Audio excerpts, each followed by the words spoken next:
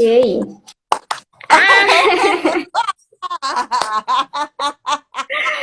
Deu certo! Adorei essa entrada. Tava aparecendo você, o Sandro e mais uma pessoa aqui. E eu não conseguia acessar você, olha só, mas deu certo. Mas é isso que eu acho bacana, Débora. Duas psicanalistas extremamente ansiosas, e isso faz parte da nossa estrutura psíquica, tudo certo.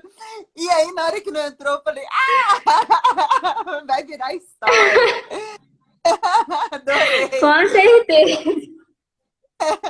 com E foi dando certeza. assim, Mas, gente, como quando eu você... tinha apresentado, né?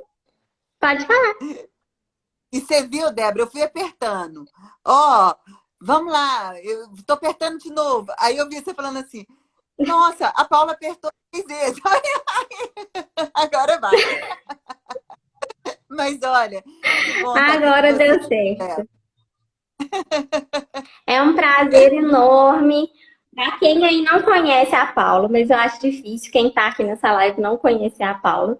Mas eu já fiz a apresentação dela aí no vídeo, né? Presidente da Amphic. Aproveitei para apresentar a associação também, porque muitas pessoas aqui de Lavras, da região, não conhecem. Então, a associação aí, né, com o curso de formação em psicanálise, né? E temos outros cursos lá também. E hoje a gente vai bater um papo leve, tranquilo, sobre relacionamentos, né, Paula? E eu acho interessante como que as pessoas gostam de falar sobre relacionamento, né? Como que isso chama atenção. Demais, E para Débora. gente gente iniciar, Paula, eu queria, assim, primeiro perguntar o que que significa relacionamento. Já que a gente vai falar de relações, o que é esse se relacionar? Débora, olha só. Relacionar é conectar. Mas a gente tem um problema histórico. Sabe aquela coisa, duas metades da laranja? Isso é o maior paradigma que teve. Não existe um ser a metade do outro. O que existe são dois limões que vão se encontrar, indivíduos totalmente independentes, que têm as suas características positivas, as suas características negativas, e que vão tentar se conectar. Porque a palavra relacionar significa conectar. Então, essa conexão tem que ser no pacote completo. Então, a primeira coisa que a gente tem que fazer é parar com essa mania de duas metades, você é minha metade, né, Débora? Metade da minha laranja, metade. Não, não, não, não. Vamos lá. Vamos olhar o nosso limãozinho, eu sou outro limãozinho, e vamos ver se o que o meu limãozinho tem, que é uma característica negativa, se eu dou conta, se eu acho bacana, se eu consigo digerir. Se eu consigo, tá aí, ó, é o caminho nosso. É se conectando, se chegando, se conhecendo, se respeitando. Isso é relacionar. Isso é estar com alguém. Não modificando, não querendo modificar o outro. Isso, gente, pelo amor de Deus, isso não existe. A pessoa é corintiana. Eu sou corintiana. Eu sou flamenguista. Não sou não, viu, gente? Mas suponhamos, eu sou flamenguista. Então, depois que ele ficar comigo, eu vou fazer de tudo para ele virar flamenguista. Não, não vai dar certo. Vai ter máscaras. Uhum. Aí, tempo, quando as máscaras caírem, acabou. E aí começa as brigas por dificuldade de entrosamento, por não saber quem é a pessoa que está junto da gente. Esse é o maior problema. A gente não sabe quem é a pessoa com a qual escolhemos para conectar. Exato, a gente tem que tomar um certo cuidado aí para não criar essa fantasia do que é o outro, né?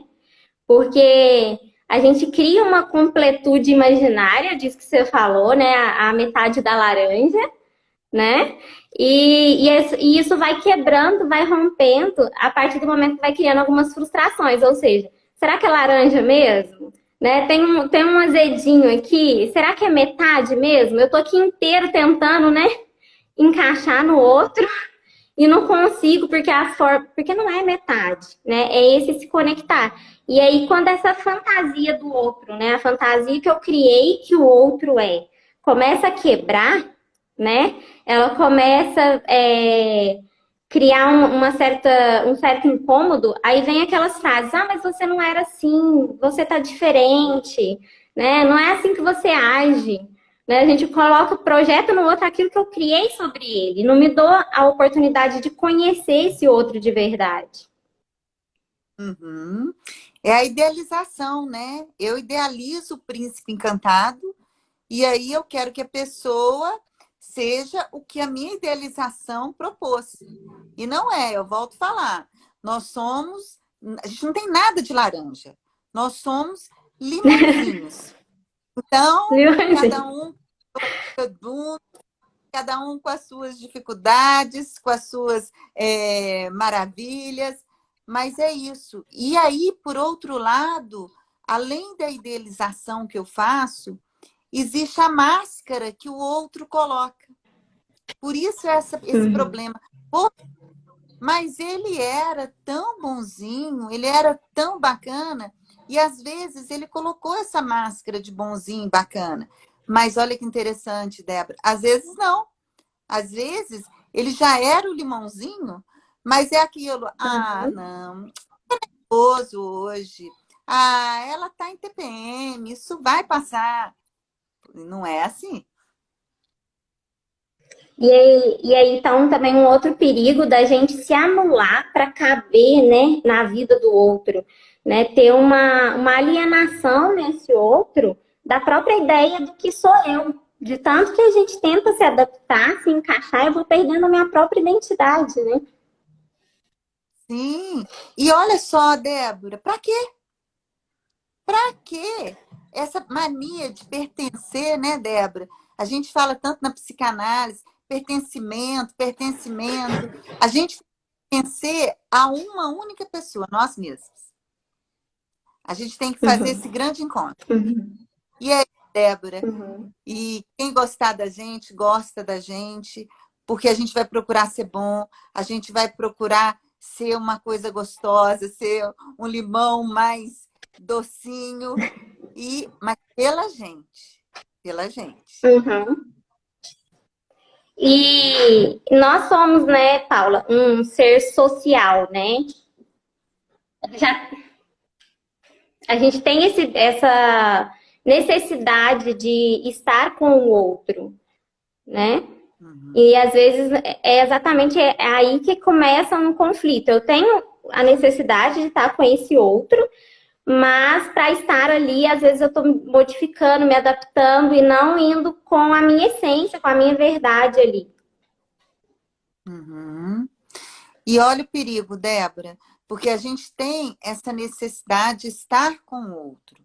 A gente precisa, a gente é um ser sociável, né? A gente anda em bando, a gente precisa desse bando. Uhum, Só que para a gente ter esse contato, a gente precisa estar bem conosco. A gente precisa aprender a ser sozinho.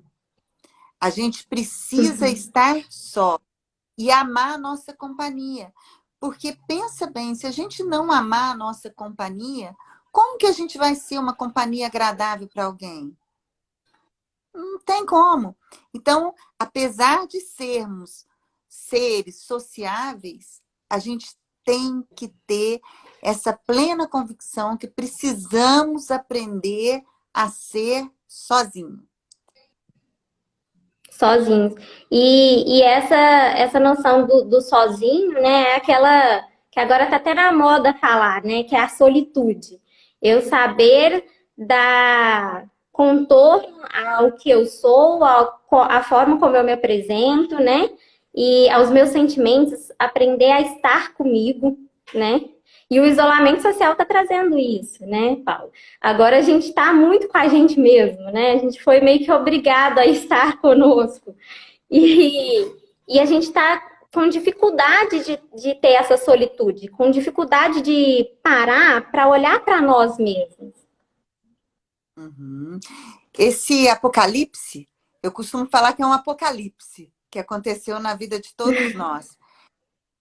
apesar da grande tristeza, grande preocupação que ele traz para a gente, né, os riscos de saúde, enfim, várias questões, se a gente souber aproveitar esse apocalipse para fazer esse mergulho, para se amar, para parar com essa mania de querer ser super mulher, de ser perfeitinho, de fazer tudo certinho, de aprender a entender as nossas dificuldades.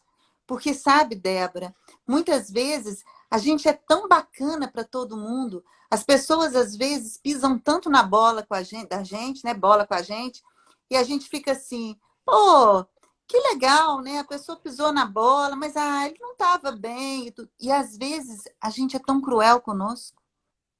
A gente tem que aprender que Uhum. nós somos bons e maus, alegres e tristes, é, tem características negativas e positivas, e tá tudo certo. Ô, Paula, aqui a Ellen está perguntando qual a diferença entre solitude, já que eu trouxe essa palavra, né, e solidão. Solidão é um estar sozinho sofrendo. A palavra solidão, eu estou só e sofro demais com isso. Eu não trabalhei a solitude. Solitude é quando eu fico sozinho e de bem com aquilo que eu sou. Isso é quando eu tenho a minha melhor companhia. Isso é uma solitude. E a solidão, Paula, a gente pode sentir ela mesmo estando rodeado de pessoas, né? Porque Adoro. às vezes a gente tem um escape na solidão, que é aquela solidão festiva. Eu vou para a festa, eu vou para os encontros, eu fico muito conectada, eu tenho diversos amigos em redes sociais, eu estou recheada de pessoas e de coisas, mas a solidão tá lá, tá machucando. E a solitude não, né? A solitude é esse encontro com você, independente se tem ou não pessoas, né? Você consegue ser a sua melhor companhia. Uhum. A pior solidão, Débora, que eu acho, é quando nós somos uma ilha cercada de gente por todos os lados. E era isso que a vida fazia conosco, né? Nós éramos ilhas, na maioria das vezes, cercada por 5.000 amigos no Facebook, 800 amigos no Instagram, festa, balada, bebedeira, e a gente não deixava de ser uma ilha. Então, eu acho que entender essa ilha, que é o segredo, sabe, da felicidade. A minha felicidade não está no outro. E quando a gente joga, voltando para o relacionamento, essa felicidade nas costas de uma outra pessoa, a gente está fadando esse relacionamento a um fracasso horroroso. Porque a felicidade é minha, é dentro da minha solitude, é dentro da minha ilha. Perfeito. E essa ilha é minha. E às vezes as pessoas buscam no relacionamento não o ato de estar com o outro, mas realmente me realizar no outro, né? Que é pior ainda. Não só no relacionamento, mas mãe com filho. Então, a mãe, ela quis ser médica, quis ser bailarina. Aí ela joga todas as projeções do que não deu certo na vida dela para o outro. No relacionamento, a mesma coisa. Eu quero que o meu marido seja aquele príncipe encantado. E ele é o Shrek. Então, como é que ele vai ser o príncipe encantado se ele é o Shrek? Só que ele sendo Shrek, eu sou Fiona, e aí tá tudo certo. Porque não tem príncipe encantado. E não tem Uhum. princesa também. O que tem são seres humanos dispostos a evoluir, dispostos a ser melhor. E quando encontra aquele inteiro que comunga, que conecta com você e comunga daquilo que você pensa, daqueles seus ideais, a chance de um relacionamento dar certo é muito grande. Porque é aquela velha história, polos opostos se atraem. Gente, esquece isso. Polos opostos humanos se repelem. O que se atrai são polos com várias afinidades. Ótimo. E está existindo aí também uma certa quantificação, uma certa cálculo matemático, né, nas relações. O quanto essa pessoa vai me servir, né? Para que eu vou estar com ela? O quanto que ela vai oferecer para mim? Tá tendo uma certa coisificação do outro, né? Uhum. E olha que sério, Débora, são os ganhos, né? E esses ganhos secundários vai deixando o amor de lado e vai ficando cada vez mais exigente num ganho que não tem para quê. Então, por exemplo, eu caso com um homem porque ele me dá uma condição financeira bacana. Pô, vamos lá, vamos correr junto, vamos fazer, porque eu preciso me realizar também. Eu não tem como, não Uhum. existe como eu me realizar no outro, sendo que o outro, é o que eu estou falando, é o outro, não sou eu. Então eu tenho que estar junto, sim, apoiar, incentivar, mas eu preciso ter as minhas realizações. Não importa quem ganha mais, não importa quem banca, o que importa é que cada um esteja feliz dentro do que ele se propõe para a vida. Se eu sou feliz sendo dona de casa, eu vou ser uma dona de casa super contente. Se eu sou feliz sendo psicanalista, eu vou ser. Se eu sou feliz não querendo ser algo só para agradar alguém. A Andrea, ela disse assim, os dispostos se distraem, música do Teatro Mágico. É bem É, isso, André? né? Não tem esse, É, é bem né? isso mesmo. Andréia, é uma coisa assim, você colocou e me chamou muita atenção. Eu acabei de ler um livro que chama Enquanto Eu Respirar. E a escritora fala muito do teatro mágico, ela fez até parte, teve um caso com o vocalista do teatro mágico e tudo. E ela fala como a gente perde tempo querendo que o outro seja aquilo que eu idealizei e deixando de ver o que o outro é. A magia do outro, a magia do outro é muito interessante. O que o outro tem, as delicadezas que o outro é, as grosseiras que o outro é. E a gente se perde, sabe? Tentando fazer com que o outro entre na nossa caixinha. Só que será que a gente está disposta também a entrar na caixinha do outro? Perfeito. Tem uma perguntinha aqui também, ó, da Ellen, que ela tá perguntando: como me realizar sozinho se eu me formo a partir do outro? Esse me forma a partir do outro é uma linha que a gente não usa mais. Porque o formar a partir do outro coloca a gente como se fosse segmentado. E nós não somos Hum, segmentados, nós somos um inteiro. Então, tudo que eu coloco, eu me formo no outro, eu deixo um vazio, um buraco dentro de mim. Na psicanálise, às vezes, a gente engana porque fala assim: a civilização ajuda na formação do ego, na formação da personalidade do outro. São as histórias que a gente tem em relação ao outro que faz formar essa personalidade, mas não é o outro. Se eu morasse numa uhum, caverna, eu teria mais o isto, o id. Mas esse isto, o id, uhum, faria com que eu tivesse as minhas próprias questões. Então, assim, os outros passam na minha vida, mas ele não pode nunca ser o responsável pela formação do que eu sou. Nem a mãe é. Lembra? A gente estuda muito isso em Melanie Klein. uhum, Nem a mãe. A mãe, ela é a primeira amostra do que é o mundo, mas depois a gente rompe e a uhum. gente caminha sozinho, esbarrando em vários outros.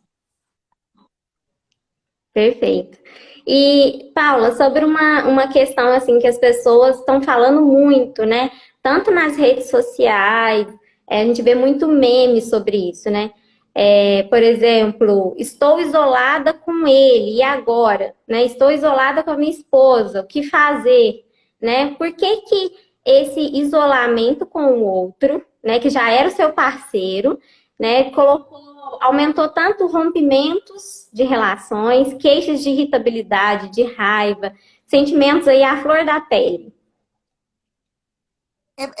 Débora, é justamente o que acontecia. Não tinha conexão, não tinha relacionamento. O que tinha era um pseudo-contrato onde duas pessoas moravam juntos. Aí essas pessoas saíam cedo para trabalhar, chegava na hora do almoço, às vezes nem almoçavam juntos. À noite, elas tinham outros compromissos, ou ficavam num quarto, outro no outro assistindo televisão, e se esbarravam um pouco. Então, quando se esbarravam, era muito fácil colocar a máscara. Quando eu estou Uhum. longe das pessoas, no raso, todo mundo é bonzinho, no raso, todo mundo é alegrinho, e no raso, tudo é muito bom.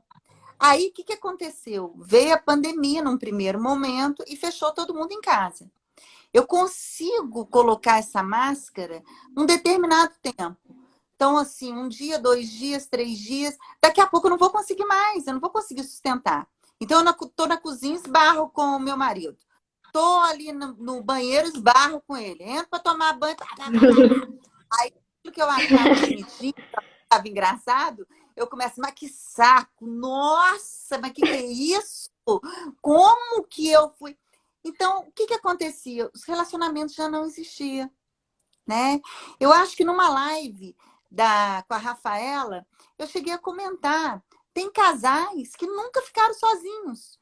Nunca, nunca ficaram. Nem na lua de mel. Eu Uhum. falei com ela, eu conheço casais que na lua de mel levaram outras pessoas que não sabem ir para barzinho sozinho, não sabem conversar sozinho. Então, isso, de repente, trancar você com outra pessoa nossa, é um incômodo. Imagina, você está trancado com um desconhecido. Exato. E no dia a dia, né, a gente tem essa mania mesmo de viver a partir de filtros, né? Então, a minha irritabilidade, a minha raiva, as coisas que são mais pulsionais, elas ficam mais escondidas, mais atenuadas. Quando a gente coloca a pessoa para conviver, para ter contato, né, e ter que lidar com aquilo ali sem nenhum tipo de fuga, que é aí o trabalho, que são as coisas do dia a dia, as rotinas, que você vai preenchendo o seu espaço, preenchendo o tempo, né? E o tempo com o outro fica mínimo mesmo. Aí começa a ter essas quebras, o filtro não se sustenta, né? E as coisas também, durante esse isolamento, eles ficam muito como se fosse uma lupa, né? Eu começo a enxergar tudo com uma lupa. Eu consigo ter uma intensidade muito grande de tudo que eu estou vivenciando. Então, os meus sentimentos aumentam, a intensidade deles. O meu tempo exposto com a outra pessoa também aumenta, né? E acaba que se torna assim inevitável você olhar o desenho da sua casa, da sua família, das relações que você tem. Não tem como você não questionar isso em algum momento, né? Onde que eu tô? O que eu fiz até agora da minha vida, né? Então, é um momento que você é obrigado a parar e se olhar. E olhar o que você construiu também. O outro que está do seu lado, o outro que às vezes, né, na imaginação, na fantasia, era uma outra coisa, e aí, de repente isso eu começo a descobrir quem de fato é, quem está do meu lado. Uhum.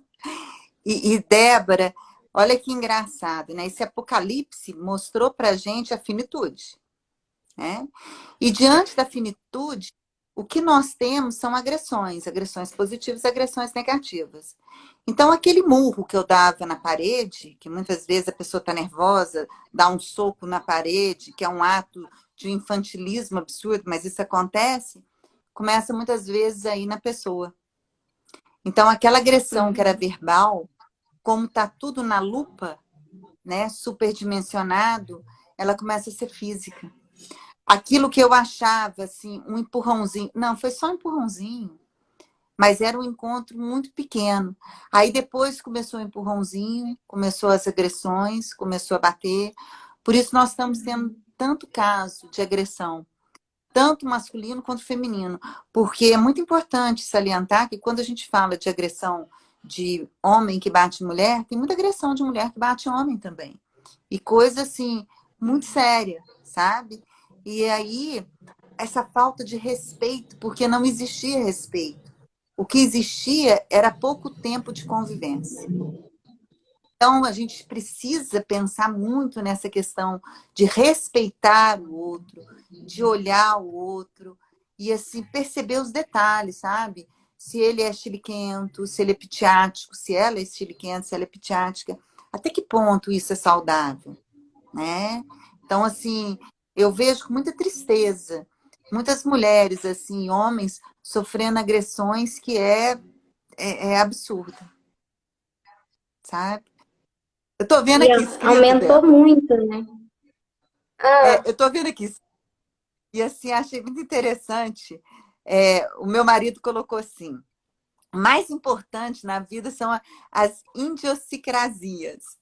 E isso é tudo de bom mesmo. É você ver, sabe aquilo que ninguém nota, mas você está morando com outro e você nota. Ou é aquela mania, aquela coisa, aquele pum fora de hora, que você fala, ai, meu Deus, foi.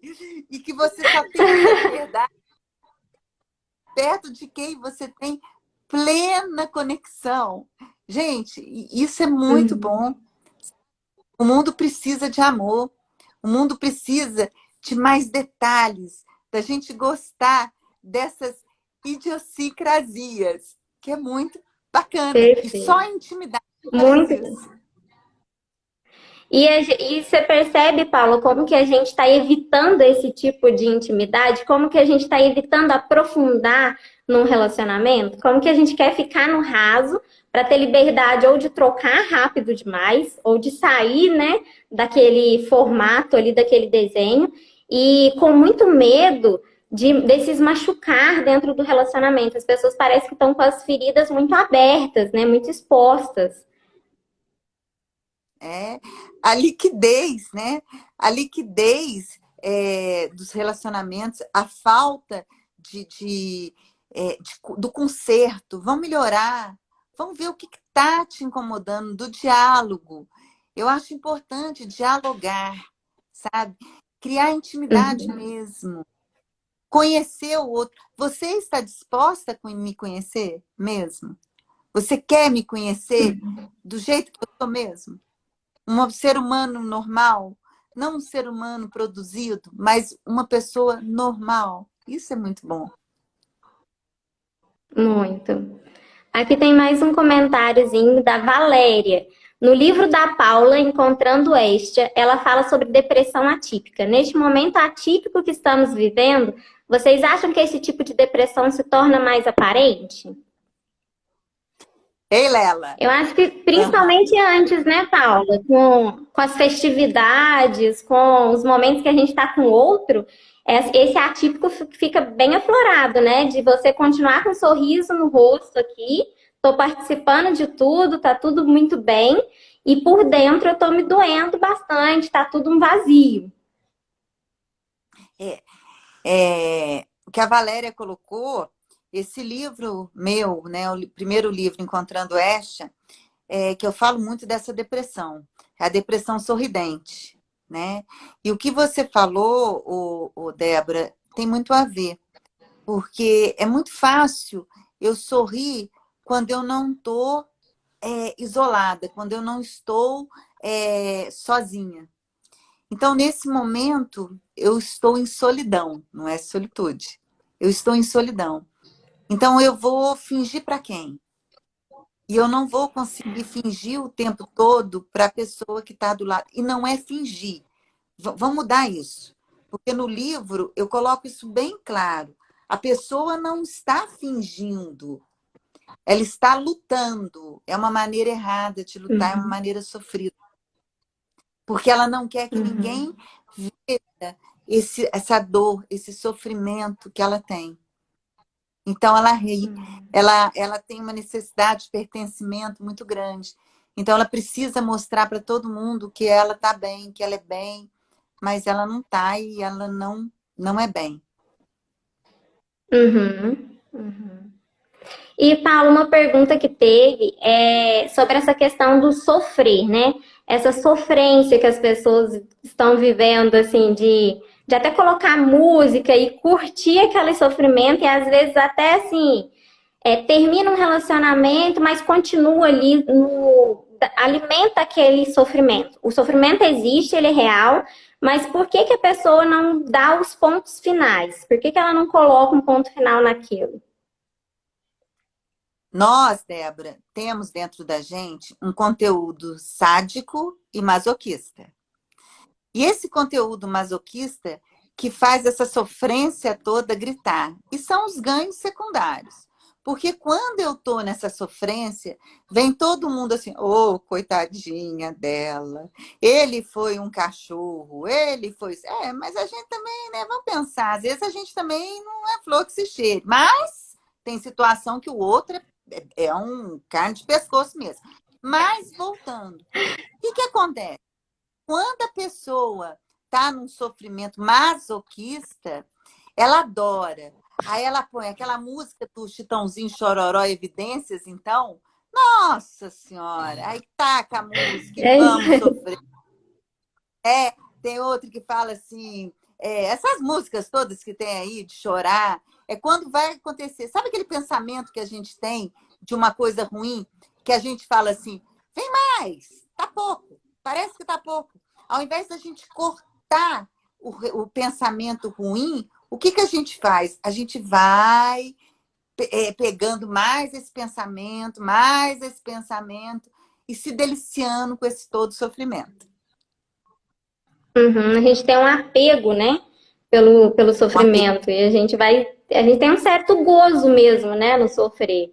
E a gente, às vezes, até a culpa, isso que você falou, né, sobre o outro ser ruim, mas nem sempre é só o outro, né, a culpa nem sempre é unilateral, né? Então, são dois limões, então vamos lembrar que não tem aquele ideal que o outro é ruim e eu sou bom, né? E tem aqueles ideais também de intrínseco, né? Que a gente começa a repetir aquele tipo de relacionamento que me dói, né? Uhum. Lembra, Débora, das escolhas inconscientes? O pessoal fala muito do dedo podre, né? Ah, eu tenho um dedo podre e por isso que eu só pego pessoas É, ruins, né? Mas isso. somos nós. É aquilo que a gente puxa pra gente. São as escolhas inconscientes que a gente faz. Por isso que repete-se muito relacionamento ruim, relacionamento abusivo, pessoas muito semelhantes com aquele que eu larguei. E a gente fala, mas que coisa, gente, eu achei que a pessoa era diferente e é da mesma maneira. A gente precisa mudar aquilo que a gente está atraindo. E primeiro, dentro desse contexto que você falou, Paula, o autoconhecimento ele ajuda muito, né, a entender o que eu sou e o que eu realmente quero para mim. Que tipo de ideal que é esse que eu estou buscando? Que tipo de repetição é essa que eu estou fazendo? Onde eu estou querendo chegar, né, com isso? E depois que a gente se conhece, a gente vai quebrando algumas neuroses que já vinha aí até de familiares, né? Daquilo que você aprendeu, o que é o amor, o que é amar, mas depois você pode construir a sua própria noção do que é isso, né? E não ficar nessa repetição, essa compulsão aí por repetir. E teve uma coisa aqui deixa eu até ver quem que foi, a Vanessa, falou o seguinte, mas viver esse luto também é importante, né? Sim, Vanessa. Muito, muito. E Precisamos viver, né? as pessoas às vezes fogem do luto, né, Paulo? Eu termino um relacionamento e já entro em outro para não sofrer. Nem termina, né, Débora? Vamos dizer bem a verdade. Eu só saio se eu já tenho outra em vista, né? Você Deus me já livre. Então, assim, olha aqui, a gente precisa ficar um tempo em resiliência para quebrar esse padrão.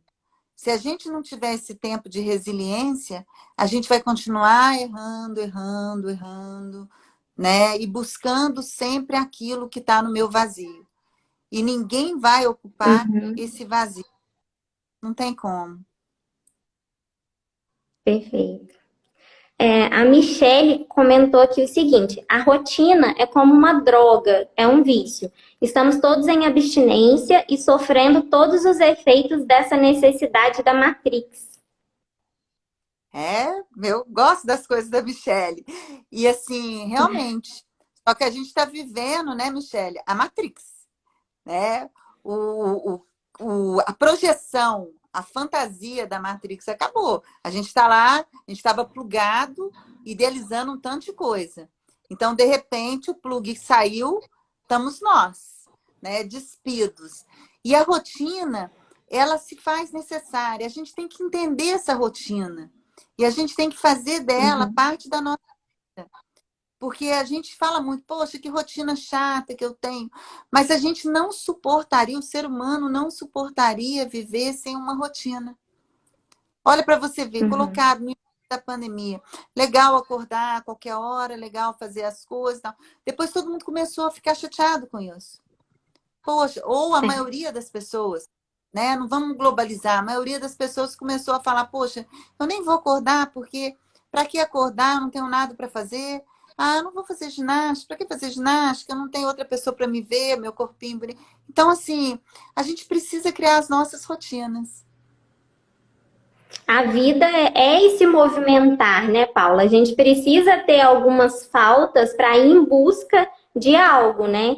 Então, o desejo faz com que a gente movimente. E a rotina tá ali para organizar tudo isso. Mas se você tira ela, tira todas as atividades, acabou, né? Você não tem movimentação nenhuma. E o movimento é que dá o sentido para o que você faz, para que você esteja, né, onde está e faz o que faz. Sem isso, as coisas vão perdendo a significação mesmo. Sim, e perde, Débora, porque a gente vai criar e querer algo que a gente não tem como alcançar. É um padrão e é um parâmetro muito longe da realidade, sabe? A gente cria parâmetros que é muito difícil da gente chegar perto. E para quê? Para quê?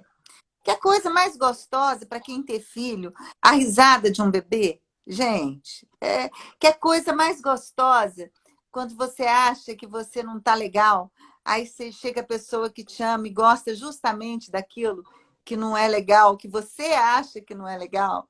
Ah, eu acho muito interessante, né? Eu falei com o Sandro.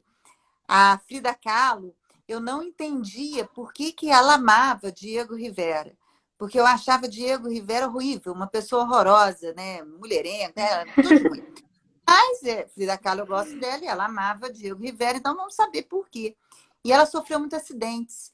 E ela tinha muita cicatriz. E a última cicatriz dela ficou muito feia, ficou muito horrorosa.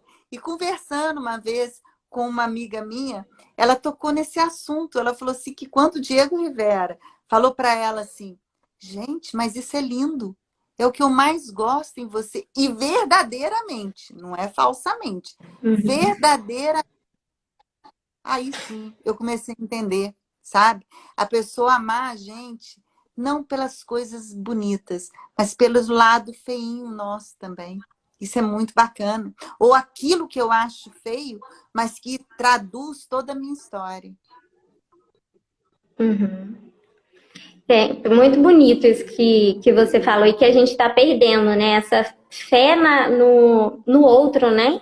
A gente está perdendo a fé no ser humano, né? Na capacidade do ser humano de amar, de sentir compaixão, de estar do seu lado, né? A gente está vivendo um tempo onde tudo isso foi perdendo o seu lugar, foi perdendo o seu valor. E nós estamos vivendo muito na defensiva. Esse outro, ele pode sempre me machucar, né? E não, e não tem essa questão mais de capacidade de olhar para o outro mesmo com os defeitos, lógico, né? Não romantizando nada abusivo, mas os defeitos que todos nós temos e que a gente fica cobrando essa idealização, né? E, Uhum. Paula, a Suelen, ela disse o seguinte, ela fez uma pergunta aqui. O que fazer para superar um relacionamento fracassado? Acho que uma das coisas importantes aí para a gente falar é que é importante a gente saber que tudo tem um início, tudo tem um fim, nada tem garantia de que vai dar certo. E relacionamentos que não deram certo não são definição do que vem por aí, né? Você falou tudo. Débora, a própria palavra, relacionamento fracassado. Se caiu três condições, que é respeito, confiança e química, tesão. Não tem, é tocar o barco para frente. Porque não dá para você querer voltar o respeito, querer voltar a confiança e querer voltar a química. Então, o importante é a gente lutar para que não caia no fracasso. Eu acho que é isso, porque depois que caiu, e para que ficar nesse relacionamento abusivo? Não tem porquê. E eu estava até comentando com o Lucas, né? O fim de um relacionamento não significa que aquele relacionamento deu errado, né? Fim de relacionamento não significa que deu errado. Aconteceu no tempo que tinha que acontecer, foi bom naquela época, precisou de um ponto final e agora são coisas novas, que não tem a ver com aquele relacionamento mais. Né? O problema desse superar é a gente lembrar que acabou e agora são coisas novas. A gente não pode repetir o que estava acontecendo ou quem nós estávamos, né? Projetar aquela pessoa que estava com a gente nas próximas pessoas que virão. Né? A gente tem que estar aberto para entender esse outro sem colocar ele nessa caixinha, nesse padrão do que eu já conheci. Débora, vamos falar a verdade. Agora, tem relacionamento que foi uma tortura, né? Tem relacionamento que a gente fala assim, olha, certo quando estava junto, não, o negócio já estava atrapalhado desde que começou e foi Chega, levando, né?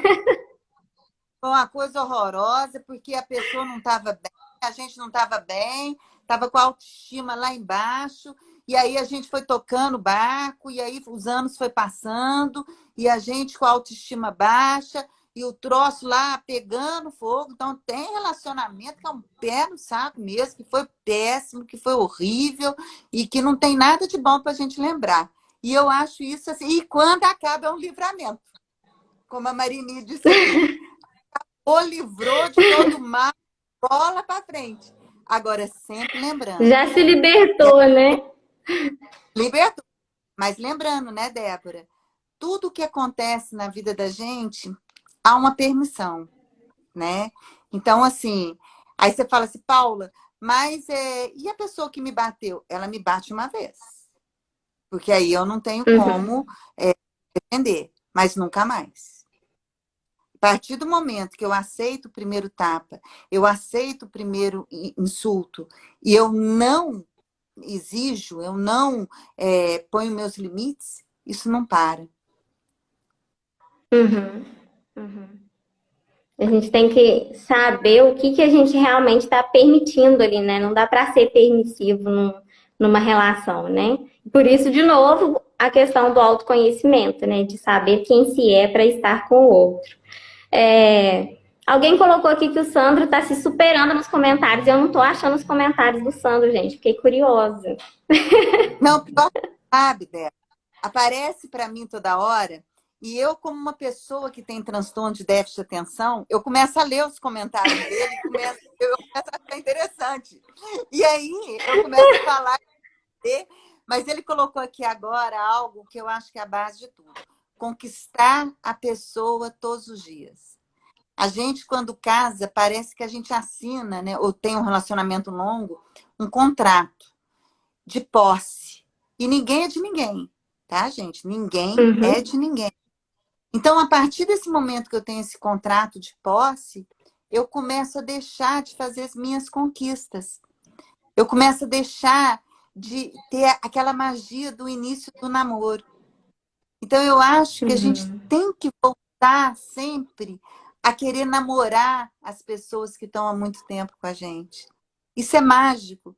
Imagina você ter a borboletinha no estômago com alguém que está com você há 20 e tantos anos. Isso é uma dádiva. A pessoa e falar assim, poxa, eu te amo mais do que eu te amei antes. Imagina? Apesar de tudo que a gente viveu e por causa... Já viveu. E lembrando, né, Paula, nós somos uma construção e desconstrução o tempo inteiro. Então, a gente tem que estar disposto a conhecer o outro todos os dias, né? se dá essa permissão de se transformar e de conhecer coisas novas daquela mesma pessoa. Ela não vai ser igual todos os dias, e é por isso que está aí, né, a possibilidade de conquista, a possibilidade de conseguir enxergar esse outro na história dele, uma história que vocês estão vivendo juntos, né? A gente tem essa mania, é posse, é meu e é concreto. Ele não vai mudar. E Débora, que interessante, né? É lógico que todo mundo na vida viveu relacionamentos ruins e eu também tive relacionamento ruim. E eu tinha dificuldade de imaginar que ser casado era uma coisa boa. Eu ficava pensando assim, nossa, casamento é uma coisa horrível. A pessoa namora, tá tão bem, aí casa, zanga tudo e tal. Hoje eu falo para você, hoje eu falo. Eu queria ter nascido casada com o Sandro. Eu queria ter ele na minha vida, Agora o mundo. porque é um inteiro com outro inteiro, que discordamos de várias coisas, discordamos de N aspectos, mas a gente se respeita muito. E a gente deseja muito bem do outro. Então, eu acho que isso é casamento. É isso que é. E isso que faz valer a pena. Aqui a Beth está colocando aqui. Débora, olha o comentário do Lucas. Aí colocou, amor, quero uma declaração também. Faz aí. Aí, ó. Amor, nós somos como a Paula e o Sandro. Já quer declaração melhor do que essa? E eu sou a Paula e ele é o Sandro. E parece, viu, Paula? Mas parece. E parece. Paula, eu recebi um comentário, uma pergunta antes da gente entrar na live, que é como fica a relação sexual nesse tempo assim de isolamento, onde as pessoas estão muito preocupadas? Essa era a pergunta. Como que fica a relação sexual do casal quando eles têm que ter esse tempo todo juntos? Débora, lembrei de você falando, de você cantando, né? Aí me veio uma música da Rita Lee. A gente faz amor por telepatia, no chão, na melodia. É por aí, Débora. Assim, tirando esse lado, né? Com as crianças em casa, com todo mundo, a gente tem que ter uma fantasia bacana. Mas, tá? Voltando à pergunta agora, já tinha um desgaste, já não estava legal. Então, assim, o tesão já tinha diminuído ou acabado. Juntos, como? Como? Aquele negócio, a gente tem que ter criatividade, a gente tem que ter desejo, a gente tem que ter tesão, a gente tem que ter paixão. Aquele negócio, acabou o Jornal Nacional, vamos lá, dar uma transada, pô, não rola. E isso, Não dá. se virar rotina, não dá, não dá. E aí não há desejo que aguente. Porque para ter desejo, para ter relação sexual, tem que namorar, tem que. A relação tem que começar desde de manhã, na fala, no gesto, no carinho. E isso, assim, poxa vida, imagina você numa quarentena com aquela pessoa que você morre de tesão, quer coisa melhor que isso? Agora, quer coisa mais horrível? Numa quarentena, você com uma pessoa que já acabou todo o desejo. E aí, é hora de pensar assim, o que restou de nós dois? Olha que triste. O que restou? O que faz? Por que ainda estamos tão juntos? Perfeito. E o sexo, assim, ele implica muito estar presente, né? Implica você se permitir ali estar junto, tem que ter um foco, não tem como você estar ali naquela relação pensando mil coisas. Então, ele libera esse momento de olhar para o outro no mais íntimo, né? No momento mais íntimo.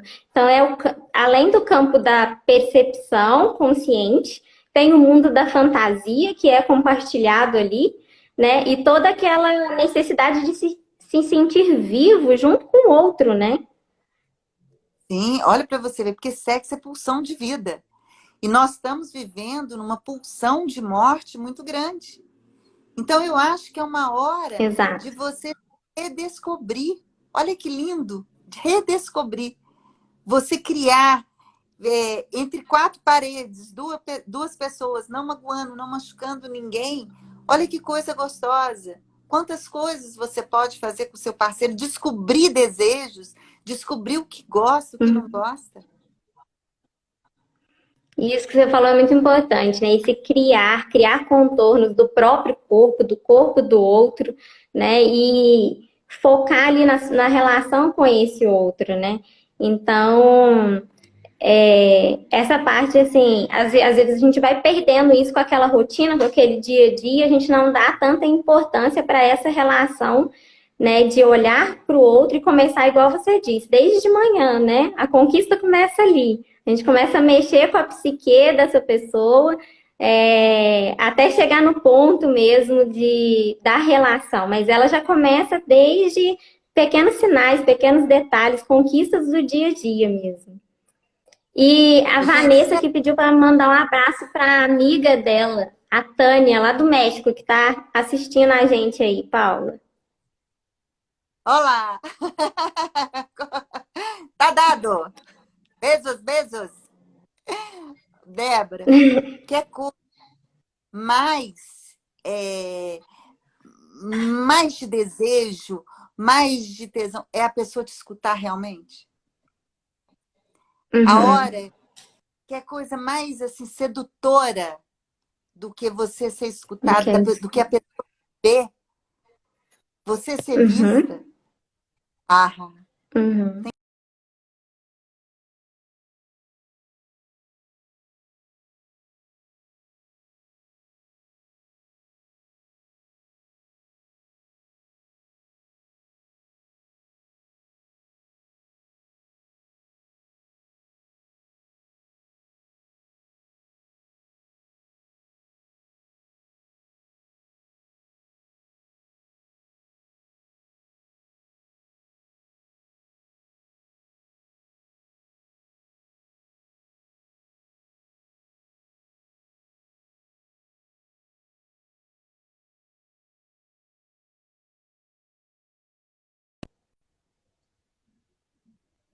uma receita de bolo. Pausou, viu, Débora? Por isso que eu Ah, continuei, agora deu. deu uma pausada. Então, aí eu coloquei o seguinte, Débora, que não existe uma receita de bolo. Não existe. O que é Uhum. bom para mim, muitas vezes não vai ser bom para você.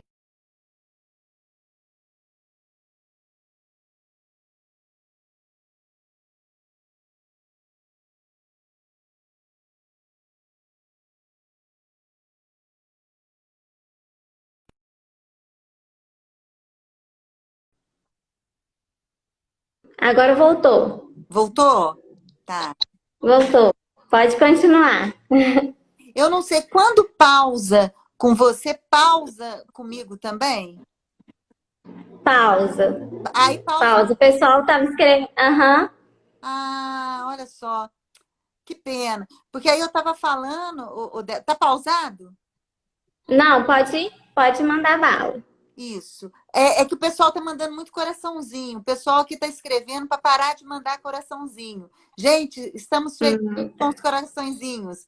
Mas aqui, ó, todo mundo tá escrevendo assim: para de mandar coração, porque trava. Então, vamos mandar Entendi. pela telepatia. Vamos mandar assim, pelo amor, pela energia, mas sem seus corações, senão vai travar muito.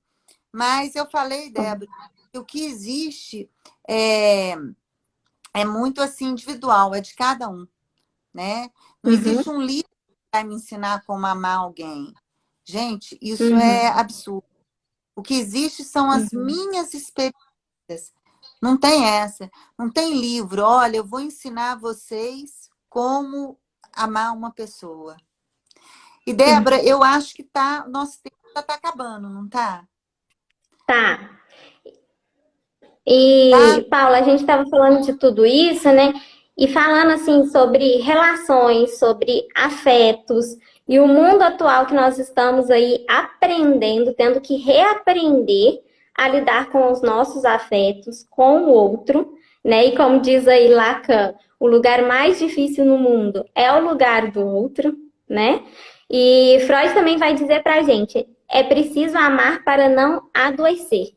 Né? Esse seria um bom momento aí para a gente fazer o exercício da compaixão, da tolerância, do amor e da empatia.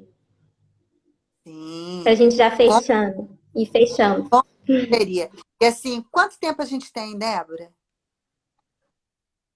Deixa eu ver aqui na live, 5 minutinhos. Débora, eu queria só falar sobre uma coisa muito importante que é o racismo. Primeiro, Uhum. um absurdo, porque somos todos gente. E assim, eu como gente, eu me noja essa questão. A gente tem que se amar. Nós estamos no mesmo planeta. A gente está passando uma tempestade juntas em barcos diferentes. Então, se você me dá Sim. licença, se todos me darem licença, eu queria ler um trecho pequenininho do Martin Luther King, que é uma pessoa que eu admiro muito. Vocês me dão licença. Ele fala o seguinte: Uhum. se soubesse que o mundo se desintegraria amanhã, ainda assim plantaria a minha macieira. O que me assusta não é a violência de poucos, mas a omissão de muitos. Temos aprendido a voar como os pássaros, a nadar como os peixes, mas não aprendemos a sensível arte de viver como irmãos.